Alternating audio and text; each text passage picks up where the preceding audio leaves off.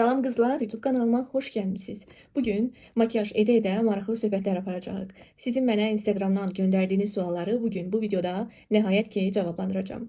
Və belə deyək ki, eyni zamanda siz də bu videonun rəylər hissəsinə və ya birbaşa Instagramdan mənə öz suallarınızı verə bilərsiniz. Mən də növbəti bir videoda həmin sualları makyaj edə-edə cavablandıra bilərəm. Bugün münasib qiyməti olan, yəni büdcəli bir makyaj edəcəyik. Əgər bu videonun üstünə, bu videoya daha doğrusu 5000 və daha çox bəyənmə gələrsə, növbəti videoda artıq mən brend markalarla makyajı sizə göstərəcəm. Belə yoldaşlar, suallarınız buradadır. Ara-ara telefona baxacağam və sizin suallarınızı da cavablayacağım. Gəlin elə ilk suallardan başlayaq. Maraqlı suallar var, təkrar suallar var. Çalışmışam ki, həmin təkrar sualları eyniləşdirim. Maraqlı suallar var, biraz da fəlsəfi suallar var. Sizcə iki fərqli xarakterin yoxsa eyni maraqları olan insanların münasibəti maraqlı olar? Deyilənə görə əks düşüncədə olan insanlar, onların münasibəti daha da yaxşı alınır. Amma mənim fikrimcə, əgər bir insanla eyni maraqları, eyni dəyərləri paylaşmırıqsa, düşünürəm ki, o münasibət uzun müddətli olunmaz. Amma maraqlı sual idi. Deməli qızlar, üzümü nəmləndirib gəldim. Növbəti sual belədir. Sizcə bir münasibəti bitirən ən böyük səbəb nədir? Əlbəttə, bir münasibəti bitirən ən böyük deyil də bir neçə səbəb ola bilər. Yalan danışmaq, dürüst olmamaq, eyni zamanda belə deyək ki, olur ki, bəzən münasibətlərdə hər iki tərəf də artıq davam etmək istəmir. Yəni bu çox vaxt daha çox uzun müddət davam edən münasibətlərdə olur. Belə ki, hər iki tərəf də anlayır ki, bu münasibətə davam etmək mənasızdır. Bu zamanda mən düşünürəm ki, həmin münasibət bitmiş hesab olunur. Bunu qoyaq belə. Növbəti sual. Deməli, İlk mesajı qız yazmalıdır yoxsa oğlan? Məncə ilk mesajı qız yazsın yoxsa oğlan, ilk addımı qız atsın yoxsa oğlan, bunun heç bir fərqi yoxdur. Mən belə düşünürəm ki, əsas ilk addımı atmaq deyil də hadisələrin növbəti gedişatıdır. Ola bilər ki, ilk addımı qız atar, amma gəl ki, münasibəti çox gözəl formada davam etdirər eyni zamanda. Yəni ilk addımı o atdı, yoxsa bu atdı, məncə heç bir fərqi yoxdur. Bu arada mən bunu ona görə belə edirəm ki, bu mənə daha rahatdır. Bu formada edəndə mənə daha rahatdır sonra yaymaq. Çünki bir hissədə çox olmur. Tonal krem. Okay. Növbəti sual. Deməli, bir oğlanın ciddi niyyəti olduğunu necə başa düşmək olar? Düşünürəm ki, bu sualı verən 20 yaşından ya aşağıda ya da 20'lərinin əvvəlində olan biridir. Haradasa 21, 22. Deməli, bir oğlanın ciddi niyyətli olduğunu necə başa düşmək olar? Davranışlarından, əməllərindən, sadəcə dediklərinə deyil də, əməllərinə fikir verin deyərdim. Deməli çox rahatdır, mən də çox şey deyə bilərəm, amma faktdır ki, əməldə nə özünü göstərir, məncə vacib olan budur. Yəni əməllərinə fikir vermək. Əməlləri ilə sözləri üst-üstə düşürmü, yoxsa düşmür? Münasibətdə qısqanclıq sevgi əlamətidirmi? Xeyr. Bir mənalı formada xeyr. Münasibətdə qısqanclıq sevgi əlaməti deyil. Məncə qısqanclıq insanın çatışmayan tərəflərinin münasibətdə göstəriş tərzidir, yəni təzahür formasıdır. Və belə deyək ki, təbii ki, qısqanclığın nə dərəcəsi, limitləri belə deyək ki, var, amma məncə hər bir halda münasibətdə qısqanclıq əsla sevgi göstəricisi deyil. Yəni sevginin göstəriciləri məncə ayrıdır. Keçmiş sevgilisi ilə əlaqə saxlayan biri ilə münasibət qurardınız. Maraqlı sualdır. Keçmiş sevgilisi ilə əlaqə quran. Söhbət necə bir əlaqədən gedir? Ortaq bir dəyərlərdirmi? Məncə situasiyaya görə dəyişə bilər. Deyəcəksiniz ki, keçmiş sevgili ilə nə dəyər ola bilər? İnsanlar görür ki, bu arada mən bu sualı şəxsi baxmıram, ümumi baxıram. İnsanlar görür ki, evləniblər, boşanıblar və onların ortaq övladları var və belə deyək ki, belə bir anlamda təbii ki, onların ortaq bir dəyəri var. Ortaq insan üçün bir araya gəlirlər. Yəni qısacası situasiyaya görə məncə dəyişə bilər. Amma ümumi halda, yəni ortaq vacib bir dəyər yoxdursa, bir insan uşaq faktoru yoxdursa, məncə yox. Yəni olmamalıdır məncə. O, maraqlı sual. İlk görüşdə hesabı kim ödəməlidir? Məncə, ilk görüşdə hesabı oğlan ödəməlidir. Yəni, mən bunu bir mənalı şəkildə bu formada düşünürəm. O deyir, hər bir insanın özünə görə müəyyən bir qəlibləri var. Mənim də düşüncəm budur. Ola bilər ki, bu fikir yanlışdır, məndən razılaşmayacaqsınız. Amma sizə necə rahatsa o formada edə bilərsiniz. Mən düşünürəm ki, ilk görüşdə hesabı bir mənalı formada oğlan ödəməlidir. Amma növbəti görüşlərdə artıq bir dəfə qız ödəyər, bir dəfə oğlan ödəyər, bu formada davam edə bilər. Və həmçinin də bilirik ki, zaten ilk görüşdə durub yemək yeyilmir və yaxud da ağır-ağır nələrsə sifariş verilmir. Bu zaten ilk görüşdə tərəflərin bir-birini tanıması üçündür. İlk görüşdə maksimum kofe içilər və o da ki, maksimum bir nəfər üçün düşünürəm ki, 10-15 manat pul tutar, ortalama da 20-30 manat puldur. Düşünürəm ki, ilk görüşdə oğlan ödəməlidir. Sonra, eyni suallar var. Red flaqləri nə vaxt görmək olur? Maraqlı sualdır. Deməli, belə deyək ki, qırmızı çizgi deyirlər də türklər buna xətlər. Red flaqlər deyək. Bunu necə görmək olur? Mənə görə elə münasibətin əvvəlindən red flaqləri görmək mümkündür. Və eyni zamanda mən belə düşünürəm ki, çox vaxt qarşı tərəfin bizdə bəyəndiyi ən gözəl xüsusiyyətlər sonra da onun bəlkə də nifrət etdiyi xüsusiyyətlərə çevrilə bilər. Məncə burada da ehtiyatlı olmaq lazımdır. Tutaq ki, deyirəm, sən çox özünə güvənirsən, bu qarşı tərəfin xoşuna gəlir, amma daha sonra sənin belə deyək ki, müəyyən çərçivədə azadlıq istəyin qarşı tərəf üçün qəbul edilməz ola bilər. Və yaxud da belə deyək ki, sən bir işdə çox bacarıqlısan, bu qarşı tərəfin ilk diqqətini çəkən məqam olur və daha sonra o problemə çevrilə bilər. Yəni mən düşünürəm ki, münasibətdə red flaqları elə münasibətin əvvəlində görmək olur. Düşünmək lazımdır ki, mənim bu insanda bəyəndiyim xüsusiyyət ən yüksək pik həddi nədir? İnkişaf etsə bu xüsusiyyət necə olar və bu mənim xoşuma gələrmi, gəlməzmi? Məncə birinci özümüzə sual verməliyik. Və eyni zamanda münasibətin əvvəlindən baxmaq olar ki, bu insanın davranışları ilə əməlləri necə üst-üstə düşür. Məncə davranışlarla əməllərə xüsusən fikir vermək lazımdır. Növbəti sual, münasibətdə yaş fərqi önəmlidirmi? Əlbəttə önəmlidir, amma baxır da necə. Belə deyək ki, mən düşünürəm ki, oğlan qızdan böyük olarsa bu daha yaxşı olar. Balaca olarsa necə olar, bilmirəm. Mən düşünürəm ki, oğlan qızdan böyük olarsa belə daha yaxşıdır. Və eyni zamanda yaş fərqi maksimum 6 yaş deyərəm, 7 yaş deyərəm. Məncə ondan oyuna artıq sağlam münasibət olan deyil. Çünki qarşı tərəfin dünya görüşü daha yuxarıda olur və digər tərəfin dünya görüşü daha da inkişaf edən tərəf olur. Hələ belə deyək ki, başlanğıc vaxtları olur. Ona görə də çox yaş fərqi, məsələn, birinin 20 yaş var, digərinin 30-35. Mən buna yaxşı baxmıram. Belə maksimum 6 yaş fərqi ola bilər deyə düşünürəm. Davam edək. Bu arada az necə ola bilər? Bir neçə yaş fərqi, amma məncə, məsələn deyirəm, qız oğlandan 5-6 yaş balacadırsa, daha doğrusu böyükdürsə, mən buna yaxşı baxmıram. Yəni mənim təcrübəmə görə belə olmamalıdır. Uzaq məsafəli münasibətlər işləyirmi? Uzaq münasibətlər, məsafəli münasibətlər daha doğrusu, məncə çox çətindir. Çox çətindir.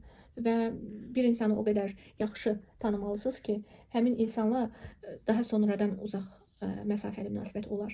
Amma təzə başlamısınız və uzaq məsafəli münasibət, mən bunun çox da uğurlu formada davam edə biləcəyinə açığı inanmıram. Çünki belə deyək də bir insanın harda olduğundan, nə düşündüyündən, gününü necə keçirdiyindən ancaq onlayn şəbəkə vasitəsilə məlumat əldə edirsiniz. Məncə uzaq məsafəli münasibətlər o zaman yaxşı işlər ki, bir insanı uzun müddət tanıyırsınız, münasibətiniz olub və daha sonra bu həyat, iş, təhsil və baxımından uzun belə deyək ki, məsafəli münasibətə çevrilib. Bu zaman etmək olar, amma münasibətin əvvəlindən xeyr məncə. Sevgi yoxsa hörmət daha vacibdir? Məncə hörmət ümumi anlayışdır, eyni zamanda sevgidir. Biz insan olaraq hər kəsə hörmət edə bilərik, məncə də etməliyik. Sevgi olaraq da insanlığa qarşı sevgi, amma sevgi daha da xüsusi bir mövqedə yer alır. İnsanlığa sevgi çox ümumi bir anlayışdır. Məncə insan öz, belə deyək ki, aşina deyirlər, həm yarına sevgi bəsləyə bilər və hörmət də daha sonrasında olur. Hansı daha vacibdir? Məncə ikisi də vacibdir. Amma hörmətin olması üçün də məncə əvvəldə sevgi olmalıdır. Çox fəlsəfi sualdır. Məncə bu suala cavabım dəyişə də bilər. Davam edək. Deməli qızlar, gördüm ki, danışa-danışa danal kremi yaymaq çətin olur, vaxt alır. Danal krem işini burada həll etdim və indi növbəti işlərə baxırıq. Digər sualımız belədir. Bir oğlanın sizi bəyəndiyini göstərən 5 əlamət nədir? Məncə nədir? Məncə bu insandan insana görə dəyişər. X adlı şəxs sizi bu xüsusiyyətinə görə bəyənirsə, digər şəxs başqa xüsusiyyətinizə görə bəyənə bilər, amma ümumən belə deyək ki, sizə qarşı yalan demirsə, hər zaman sizə qarşı dürüstdürsə, hisslərini, emosiyalarını paylaşa bilirsə, bu önəmlidir. O deyir, nə bilim, filan kəs emosiyalarını paylaşa bilmir. Məncə bu mümkün deyil. Əgər bir insan sevirsə və sevdiyi şəxsə qarşı öz emosiyalarını rahatlıqla paylaşa bilər. Yəni məncə bu da çox önəmlidir. Sonra dürüstlük dedik, emosiyalar dedik. Əlavə olaraq emosionallıq, nəyi nəzərdə tuturam burada? Empatiya göstərmək, bu kimi davranışlar. Məsələn, siz lap əvvəl bir şey demisiniz, tamam başqa bir situasiyada, tamam fərqli bir anda onun yadında olur, yəni xatırlayır. Məncə bu çox önəmlidir. Çünki sizin dediyiniz şeylər əgər onun hafizəsində yer alırsa, deməli sizə empatiya göstərirsə, bu çox vacibdir. Başqa mən 3-ün 4-ün dediyini anlamıramsa, 5 olmaya da bilər. Məncə əsas bunlar önəmlidir. Bir də ki, sizin yanınıza nə qədər rahatdır.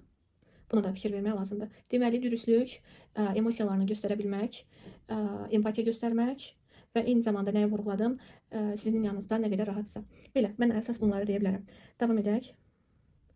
Münasibətdə pul nə qədər önəmlidir? Düşünürəm ki, bir münasibətdə pul önəmlidir. Hər iki tərəfin özünü rahat hiss etməsi üçün, hər iki tərəfin öz xərclərini ödəməsi üçün çox vacibdir. Hətta buna bənzər bir sual vardı.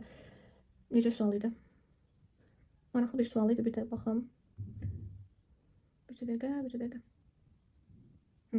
Deməli, münasibətdə bütün xərcləri oğlan mı ödəməlidir? Hətta oğlana mı yazılmışdı? Mənim fikrimcə, münasibətdə bütün xərcləri bir tərəf ödəməlidir deyə bir şey yoxdur. Məncə, münasibətdə pul vacibdir və hər kəsin öz pulunu özü ödəməsi lazımdır. Əgər siz pul qazanmırsınızsa və öz pulunuzu özünüz ödəyə bilmirsinizsə, belə deyək ki, öz xərclərinizi, daha doğrusu pul ödəmək yox, xərclərinizi ödəyə bilmirsinizsə, bu məncə sağlam olmaz bir insana yüklənməkdir və əlavə olaraq da düşünürəm ki, bir müddətdən sonra sizin özünüzü belə xoşbəxt hiss etdirməz. Əgər siz o münasibətdə rahat olmaq istəyirsinizsə, öz pulunuzu qazanmalısınız və eyni zamanda öz xərclərinizi etməlisiniz, özünüz həll etməlisiniz. Davam edək.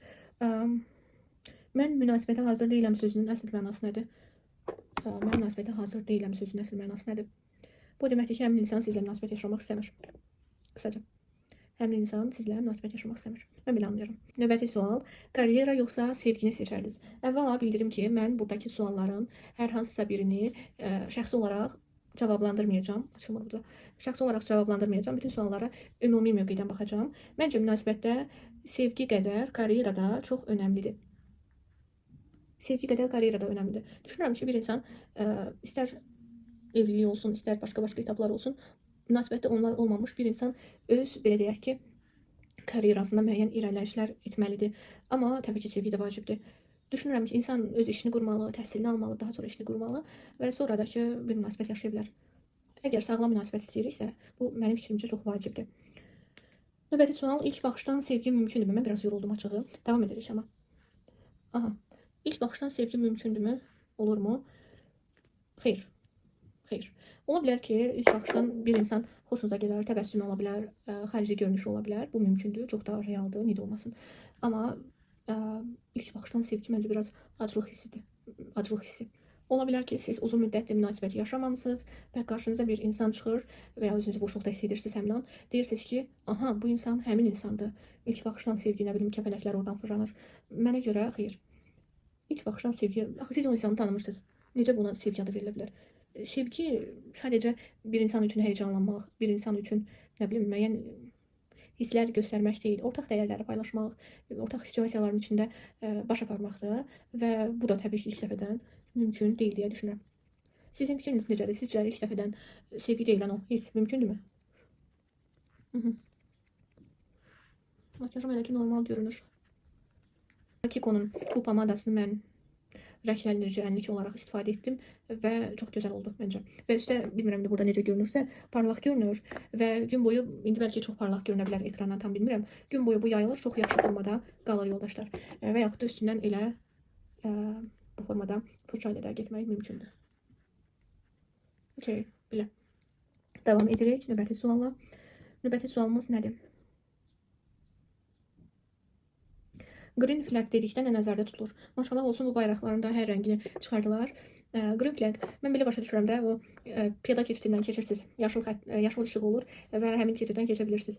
Yəni, əgər həmin insandan pozitiv hisslər alırsınızsa və düşünürsünüzsə ki, yoxlamağa dəyər, düşünürəm ki, həmin münasibət üçün yaşıl işıqdır. Deməli qızlar, dodaqlarımın konturlanmasını tamamladım. İndi isə Nivea'nın bu nəmləndiricisini istifadə edəcəm. Bu qırmızı rəngdə çalarları olduğu üçün düşünürəm ki, elə konturun üstündən bunun olması yaxşı olar. Növbəti sual belədir. Oğlanın çox qız dostunun olması problem yaradırmı? Açığı real deyim, mən qızla oğlanın dostluğuna inanmıram. Hətta bir kitabda belə bir şey oxumuşdum ki, qızla oğlanın dostluğu mümkün deyil. Onlar ya keçmişin aşiqləri, ya da gələcəyin, bunu aça bilmədim, ya da gələcəyin məşuqələridir. Açdım. Deməli, belə deyək ki, onların dostluğuna inanmıram. Ola bilər ki, artıq realda həmin insan var. Çox demirəm, 1 və ya 2. Və belə bir halda, əgər siz həmin qızları tanıyırsınızsa, düşünürəm ki, problem olmaz. Ola bilər onun sinif yoldaşı da ola bilər, yaxın qohumdur və s. Amma yenə də mənə görə bu çox da real görünmür. Siz necə düşünürsünüz? Münasibətdən başqa qızla oğlanın dostluğu mümkündürmü sizcə? Davam edək. Sevgi üçün ideal yaş varmı? Məncə bu insandan insana görə dəyişəcək. Belə deyək ki, ola bilər ki, insan var özünü 25 yaşında hazır hiss edir, insan var 30, 35 və bəlkə daha çoxu. Amma mənim fikrimcə hadisələr insanın özü ilə bağlıdır. Ola bilər ki, siz artıq karyera, iş baxımından, maddiyyat baxımından çox işi həll etmisiniz və artıq düşünürsünüz ki, siz evliliyə hazırsınız. Bu zaman olar. Məsələn, mən düşünürəm ki, çox hal-hazırda ölkəmizdə çox oğlanın, qızın təhsilini tamamlaması, işini və sair qurması hardasa 28-30-a qədər çox da real görünmür. Məsələn, mən hal-hazırda 23 yaşım var, yaxın zamanda bir 2 aya 24 olacam. Okey, işimi qurmuşam, amma bu tam formada oturubmu, tam formada rahatamı? Xeyr. Tam formada hələ ki özümü tapmamışam. Ola bilər ki, işlə bağlı hər hansısa dəyişiklik edim. Məsələn, hal-hazırda videolar çəkirəm. Bu artıq mənim üçün belə deyək ki, iş həyatında yeni bir dövrdür. Və ola bilər ki, bu yaş daha çox 28-30 aralıq olsun. Yenə deyirəm, insandan insana görə dəyişəcək. Belə yoldaşlar, suallarım demək olar ki, bitdi. Növbəti sual amma var. Bir insanın sizə uyğun olub olmadığını necə anlayırsınız? Heç nə, oturursunuz o insanla 2 stəkan çay içirsiniz, danışırsınız. Ona müəyyən suallar verirsiniz və beləliklə bilirsiniz ki, o insan sizə uyğundur, yoxsa həmin insan sizə uyğun deyil. Növbəti sual belədir ki, ilk görüşdə hansı suallar verilməlidir? İlk görüşdə hansı suallar verilməlidir? Məncə daha çox həmin insanı tanımağa uyğun suallar verilməlidir. Məsələn, İşi ilə bağlı sual verə bilərsiniz, çox normaldır və belə deyək ki, o insanın işinə olan marağı, hansı işdə işləməsi o insanın təbii ki, xarakterinə də təsir edir və sizin bunu öyrənməyiniz, maraq göstərməyiniz çox normaldır bu formada. Və eyni zamanda ailəsi ilə bağlı suallar verə bilərsiniz, nə bilim, xarakteri ilə bağlı suallar verə bilərsiniz. İndi olur, ilk görüşdə otururlar, daha çox qızlarda olur bu, nə bilim, həyəcan hiss edirlər, necəsə hiss edirlər və artıq suallar, real evdə planlaşdırdığı suallar ağıllarının ucundan gedir. Və bu da normaldır. Məncə hadisələri öz təbii tərəfinə buraxmaq lazımdır. Yəni qoy təbii formada irəliləsin. Düzdür, münasibətdə, məntiqdə, planlı olmaq da çox önəmlidir, amma eyni zamanda hadisələri öz təbii axarına buraxmaq da çox önəmlidir. Amma xarakteri ilə bağlı, ailəsi ilə bağlı, məsələn, nə bilim, anası, atası ilə bağlı münasibətlərinə dayalı suallar verə bilərsiniz. Bir də münasibətdə o ilk görüşdə suallar deyir ya. Zaten o ilk görüşdə sizin planladığınız kimi məncə çox da getmir. Çünki siz bir sual verirsiniz, o başqa bir şey deyir və danış o başqa yerə gedir zaten. Yəni sizin planladığınızdan başqa mövzuda ola bilər sual. Məsələn, siz bir şey deyəndə o başqa şey deyir. Ona qarşılıq olaraq siz başqa şey deyirsiniz. Yəni bu formada irəliləyir. Qaldı mənim tuşumu vurmaq. Bir də ki, bunu artıq mən əllə vuracağım. Highlighter'a. Çünki bunun uyğun fırçam hal-hazırda bu evdə yoxdur. Mövcud imkanlarla davam edirik. Belə. Bu formada makyajım oldu. Elə saçımı hazırlamalıyam. Hələ bundan sonra bir balaca mini səyahətim var. İşlər hələ ki var. Belə qızlar, bu formada makyajım yekunlaşdı. Düzdür, bugün havada olacağım, çöldə olacağım və bəlkə də makyaj sabitləyici istifadə etməli idim, amma düşünürəm ki, istifadə etməsəm daha yaxşıdır. Çünki hələ makyaj sabitləyiciyə öyrəşməmişəm. Məni qəribə hiss edir, real deyim. Belə, suallarımız yekunlaşdı, makyajım yekunlaşdı. Ümid edirəm ki, həm makyajı bəyənmisiniz, həm də suallarda olan cavablarım sizi düşünürəm ki, maraqlıdır. Və bu sualların davamı var və növbəti hissədə həmin ikinci videoda növbəti sualları cavablayacağım. Xahiş edirəm bu videonun şərhlərində özünüz növbəti sualları verin və mən onları qeyd edəcəm. Ən qısa zamanda ikinci videonu da çəkəcəm. Eyni zamanda kanalıma abunə olaraq yeni açılan YouTube kanalıma öz dəstəyinizi bildirə bilərsiniz. Abunə olun, bolca şərh yazın, bəyənin və bu videonu dostlarınızla paylaşın. Beləliklə də əgər bu videoya 5000 izlənmə yox, 5000 bəyənmə gələrsə, növbəti videoda artıq sadə makyaj alətləri ilə deyil, ləvazimatları ilə deyil, daha bahalı, daha brend tipli makyaj ləvazimatları ilə yeni makyaj videosu və sual-cavablı video çəkəcəm. Sağ olun, özünüzə yaxşı baxın. Növbəti videoda görüşərik. Hələlik.